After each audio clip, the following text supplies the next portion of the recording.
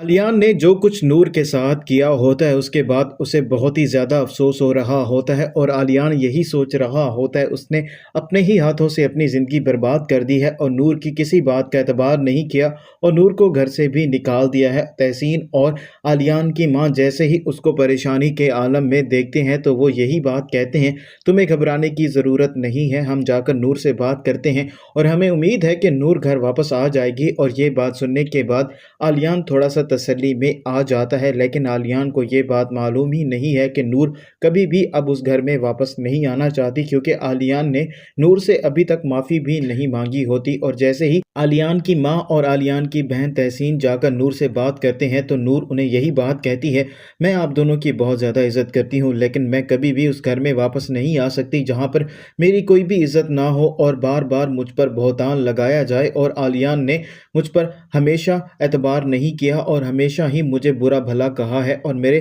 किरदार पर भी उँगलियां उठाई हैं, तो मुझसे अब ये बिल्कुल भी बर्दाश्त नहीं होता। आपकी मैं बहुत ज़्यादा इज़्ज़त करती हूँ और इसी वजह से मैं आपसे साफ साफ इनकार कर रही हूँ और मैं उम्मीद करती हूँ कि आज के बाद आप दोबारा मुझे इस बारे में कोई भी बात नहीं कहेंगी। और नूर का इनकार सुनने के बाद आलियान की माँ बहुत ज़्यादा परेशान भी हो जाती है और वो बहुत उम्मीद लेकर नूर के पास आई होती हैं, लेकिन नूर ने उन्हें इनकार ही कर दिया होता है। और तहसीन और आलियान की माँ जैसे ही घर वापस आएंगी तो वो आकर आलियान को सारी बात बताएंगी कि हमने नूर की बहुत ज़्यादा मिन्नतें की हैं और उसने घर आने से इनकार कर दिया है। और आलियान जैसे ही ये बात सुनेगा उसके तो पाँव तले से ज़मीन निकल जाएगी, क्योंकि आलियान को ये बात अब मालूम हो चुकी है कि नवेरा ने कैसे उसका इस्तेमाल किया है।